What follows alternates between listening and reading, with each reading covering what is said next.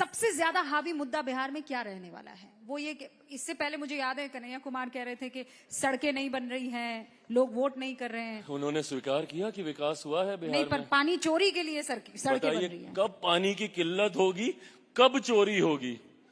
हाँ, उसके लिए सड़कें आज बना रहे हैं हम लोग। क्या सोच है ये? अगर ये एक युवा, पढ़े लिखे युवा की सो कॉल्ड अगर सोच है, तो मैं कतई इससे इत्तेफाक नहीं रखता हूं। मतलब ये, बट कम से कम इन द प्रोसेस उन्होंने इस बात को स्वीकार तो किया कि बिहार में विकास हुआ, वहां पे सड़कें बनी। हाँ, वो किस सोच के लिए बनी बताइए? मतलब कब वो समय आएगा? उसके लिए हम लोग को चिंतित होना चाहिए जरूर। वाटर सेव करना चाहिए, पानी को हम लोग को बचाना चाहिए।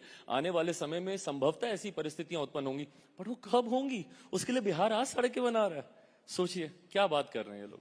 अच्छा, लेकिन आपको क्या लगता है कन्हैया, अभी पद यात्रा हुई है, राहुल गांधी एकदम जातिगत जनगणना को लेकर बहुत एक्टिव थे, फिर बाद में उन्होंने जो जातिगत जनगणना हुई थी उसी को कहा कि ये ठीक से नहीं हुई है। आप भी फेवर में रहे हैं जातिगत जनगणना के, बीजेपी ने क्लैरिटी से बताया नहीं है, तो ये फिर आपको ऐसे कटघरे में खड़ा करता है कि भाई ये कैसा साथी है? नहीं, कैसा साथी नहीं है। देखिए, मैं साथी इसीलिए हूं ना, नहीं तो मैं उन्हीं का सदस्य होता। Why am I a different party? Because I have my own priorities. I have my own ideology. मेरी अपनी विचारधारा है, मेरी अपनी सोच है, मेरी अपनी प्राथमिकताएं हैं, इसीलिए मैं एक अलग दल हूं। अगर सब कुछ सेम ही होता और उन्हीं की सोच के साथ मुझे चलना होता तो we might as well be one party ना। Why am I an ally?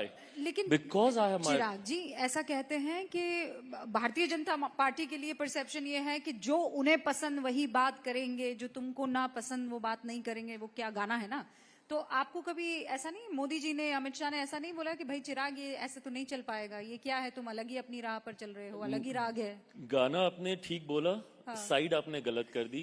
वो वर्जन मेरा था, आपने उनकी तरफ से सुना दिया। जो मुझे हो पसंद वही बात करेंगे। उन्होंने किया भी है। मैंने लैटरल एंट्री को लेके एक बड़ा विषय था और मेरी प्राथमिकताओं का विषय था। मुझे खुशी है इस बात की कि जैसे ही मैंने प्रधानमंत्री जी के समक्ष उस विषय को रखा, उन्होंने तुरंत उसको एक्नॉलेज किया, उसके ऊपर एक्शन किया और उसको विड्रॉ किया। और जब जब मैंने उनके सामने ऐसी बातों को रखा है, और मैं अपनी बात ही नहीं, मैं शायद I don't know, I can talk on behalf of all the allies, but I think we all are on the same page. जितने भी सहयोगियों ने अपनी बातों को, अपने कंसर्न्स को रखा है, हमेशा प्रधानमंत्री जी और गठबंधन के भीतर उसको वो सम्मान दिया गया है। नहीं, तो आप जिस तरीके से बातें रखते हैं कि ये नहीं होना चाहिए, ऐसा नहीं होना चाहिए, तो आपको कभी कहा नहीं जाता है कि चिराग थांबा?